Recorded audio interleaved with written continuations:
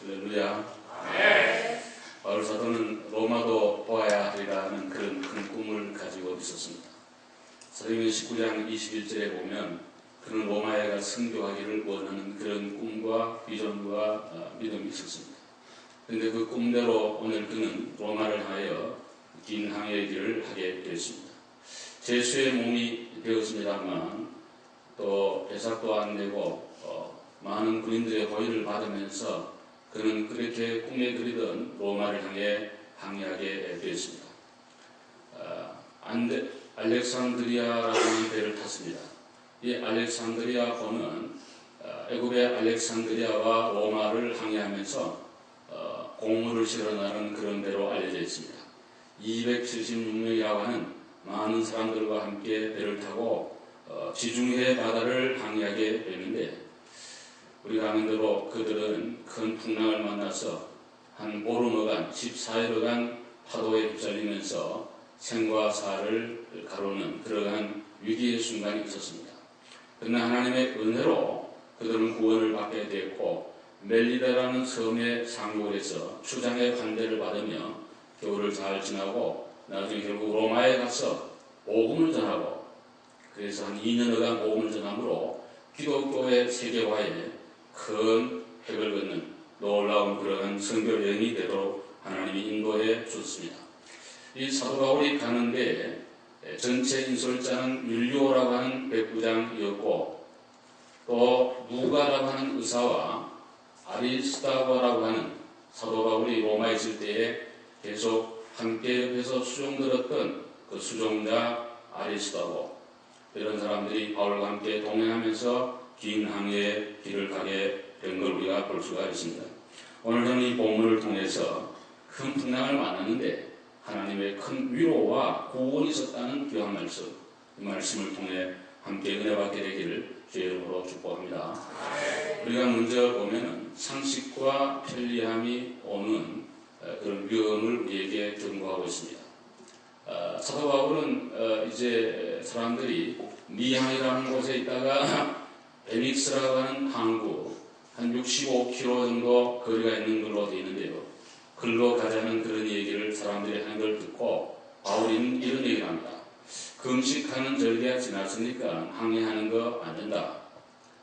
이 말은 10월 정도 되면은 지중해 바다에 큰 풍랑이 오니 제발 항해하지 말자는 그런 얘기예요.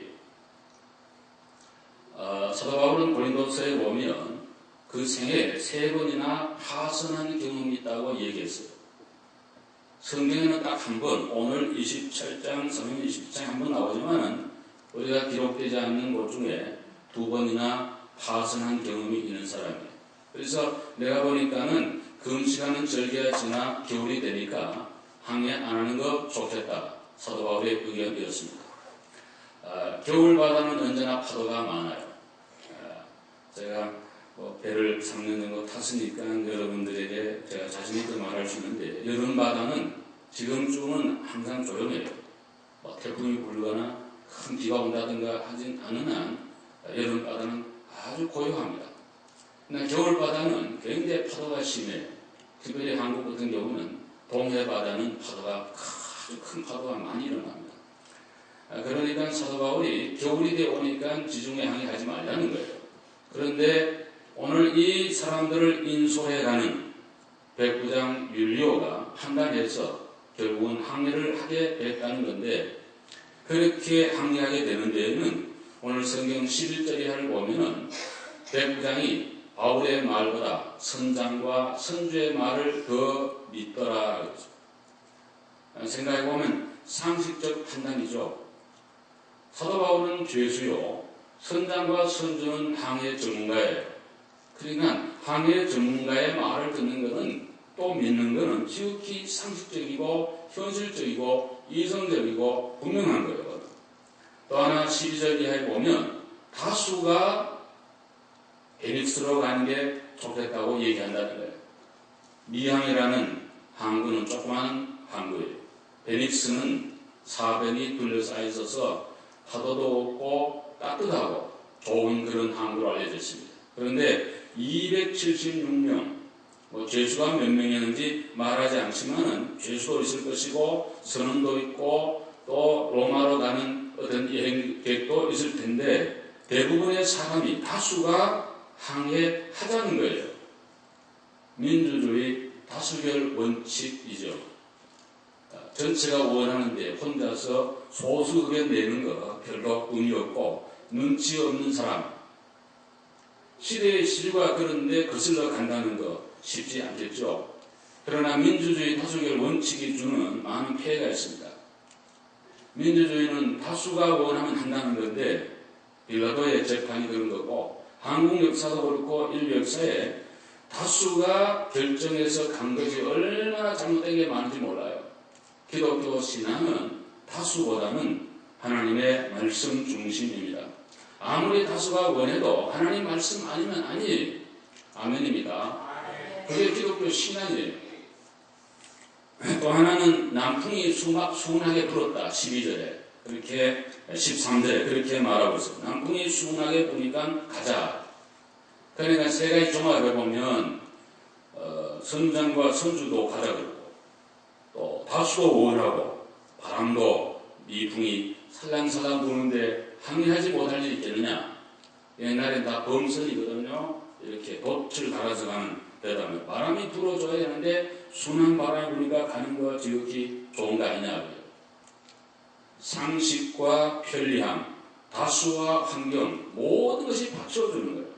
그래서 결정해서 갔다는 거예요. 그런데 풍랑이 있었다는 거예요. 성경. 오늘 우리에게 하시는 말씀은 우리 그리스도인은 세상 사람과 동일한 것도 있고 다른 거 있는데 동일한 거는 상식선에서 해결할 수 있는 상식선 해결해야 돼요. 상식을 벗어난 그런 행동은 안 되는 거예요. 기독교는. 상식. 또 편리하면 편리한 걸 해야 돼요. 또 다수가 원하면 해야 돼요. 환경이 그렇게 말할 때는 또 해야 돼요. 그건 기본적인 커먼 센스예요. 우리가 다 상식이에요. 그러나 교인들은 하나 더 위에 플러스 알파가 필요해요. 반드시 기도해보고 또 하나님의 뜻인가 말씀에 비추어보고 교회의 유익과 영광이 되겠는지 담임 목사의 목회의 유익이 되겠는지 또 이 일을 통해 내게 축복이 되겠는지 이런 것들을 감안을 하고 결정을 한다면 더 없는 축복과 은혜가 우리 가운데 있게 될 줄로 믿습니다.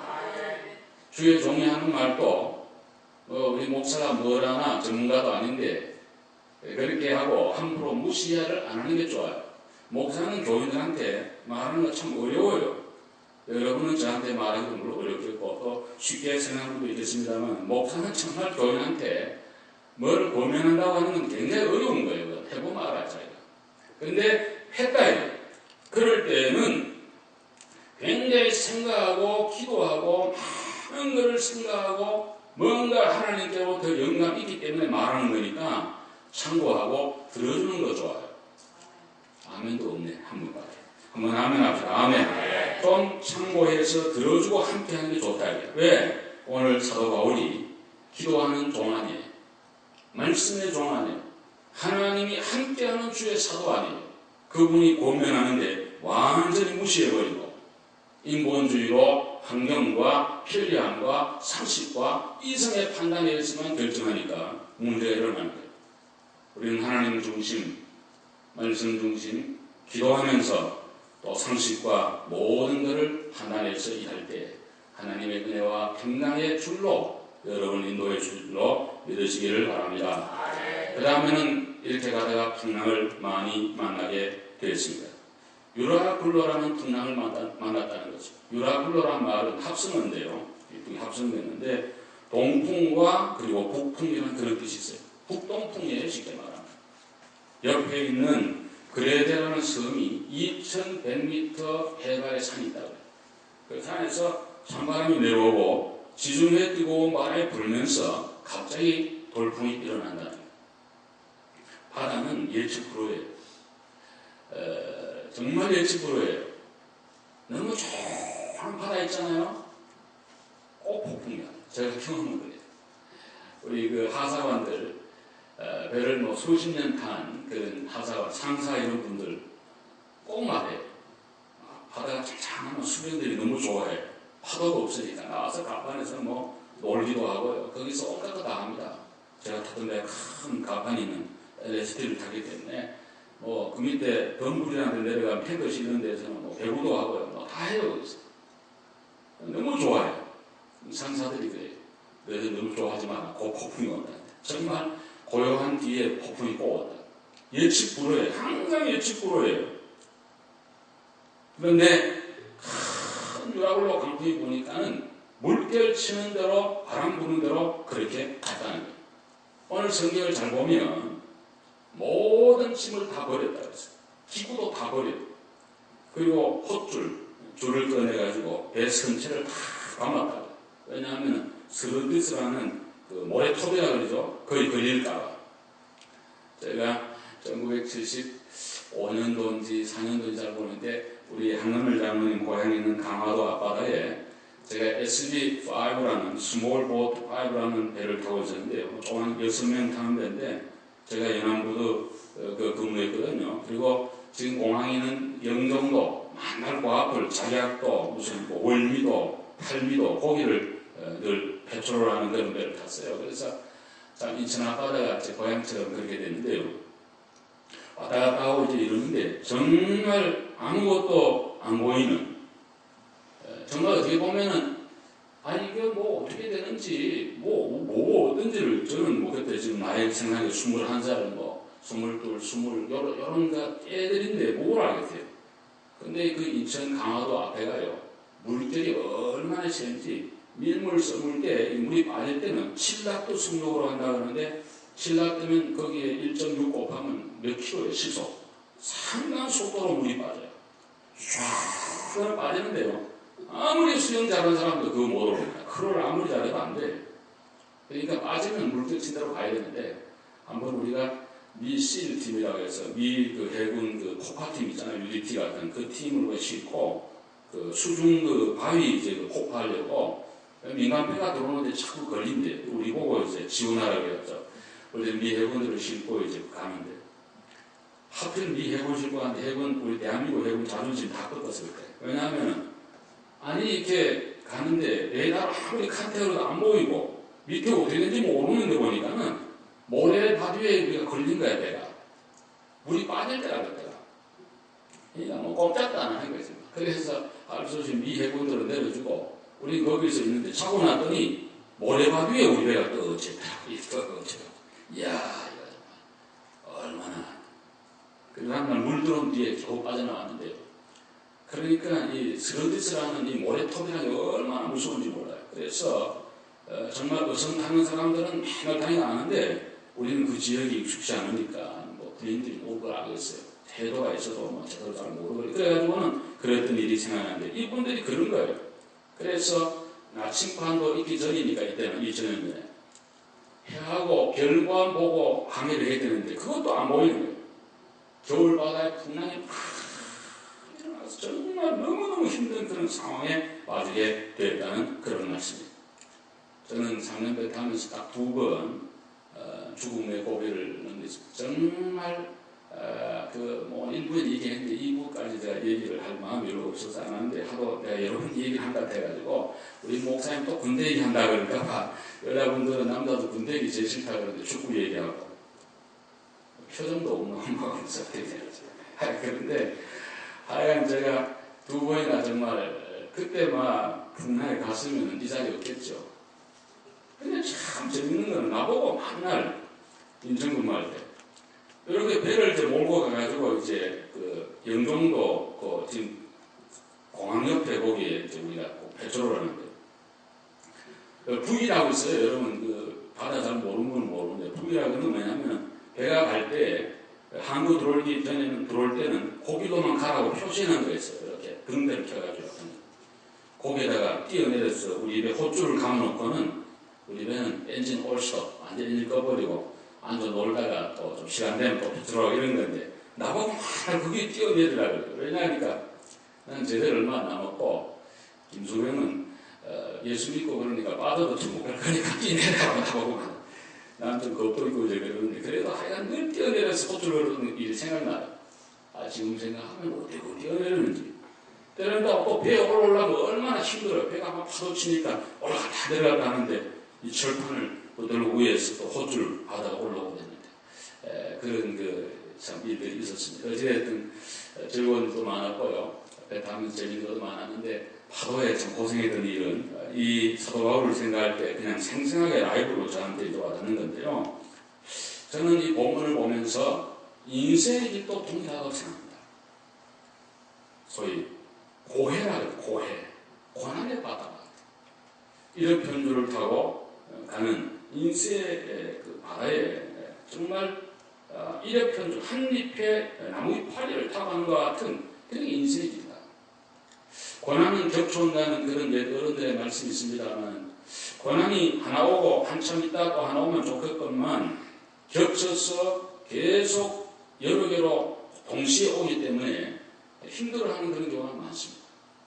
우리 교우들도 이렇게 보면은 어떤 분들은 인생을 이렇게 편안하게 일생을 사는 것처럼 그렇게 보이는 분도 있어요.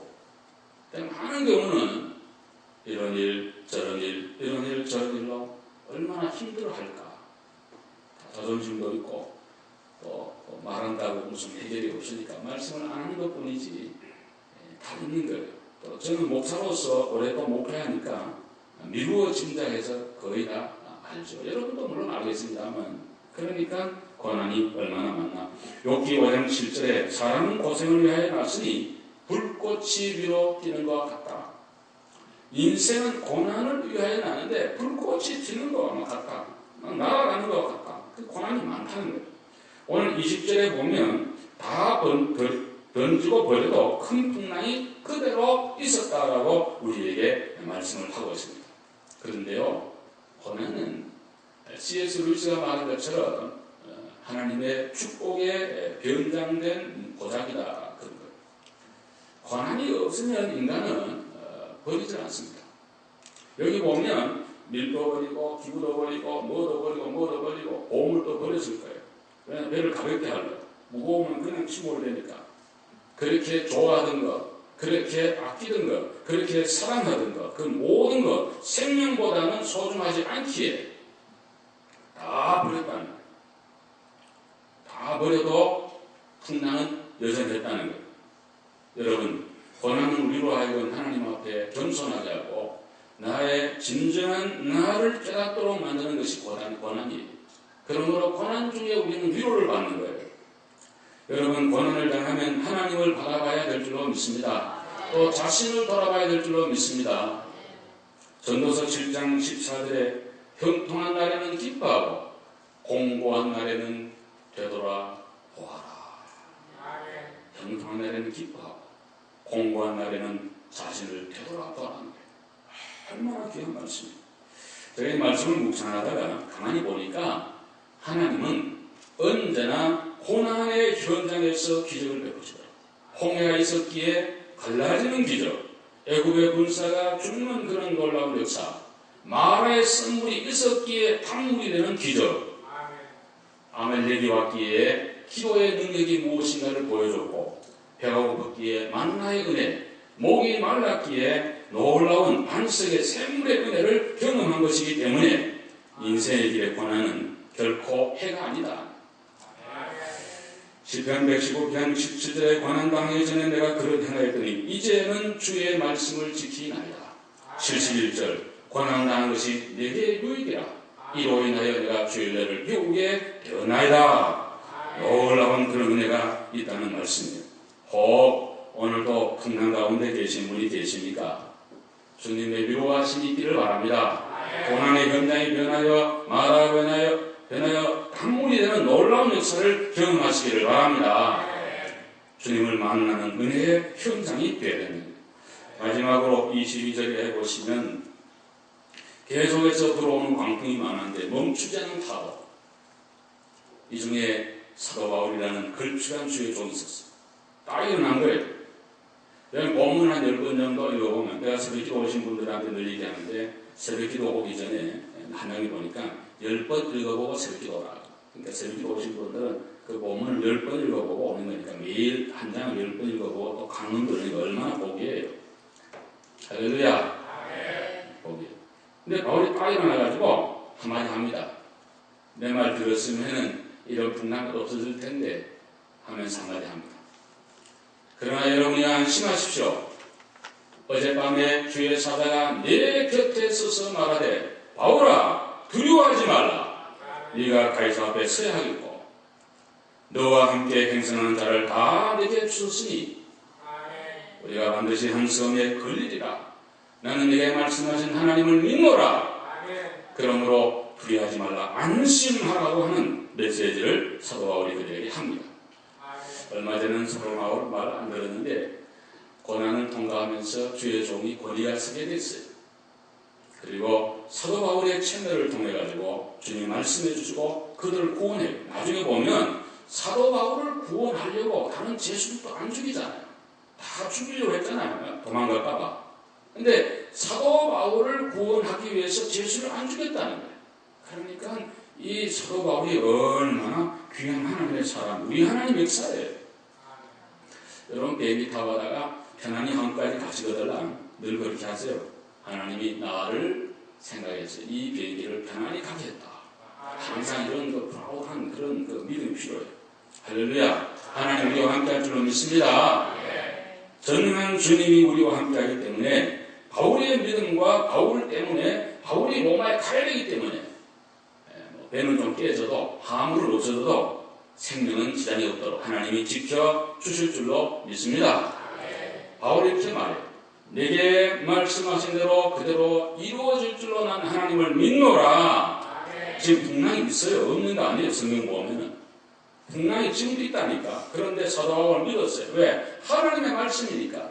하나님이 내 뒤에서 나와 함께 내 등 뒤에서 나를 밀어주고 함께하고 말씀해 주시는 놀라운 주님을 믿었기에 그는 풍랑 중에도 위로를 받으며 담대하게 설교하고 나갈 수 있었다는 그런 말씀입니다.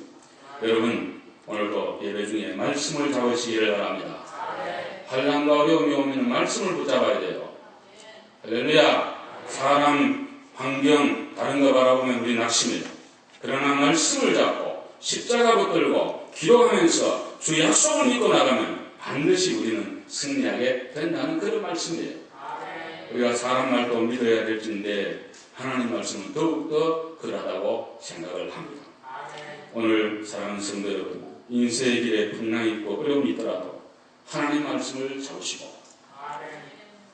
그 풍랑의 현장에 변하여 순풍이 되고 하나님의 기적의 현장이 되어지기를 바라고 반드시 하나님의 위로의 말씀을 통해 우리는 구원을 받고 사명이 다하는 날까지 하나님이 우리의 등 뒤에서 밀어주시고 지켜봐 주시고 악한 원수 마귀와 모든 환난으로부터 지켜 구원해 주실 줄로 믿습니다.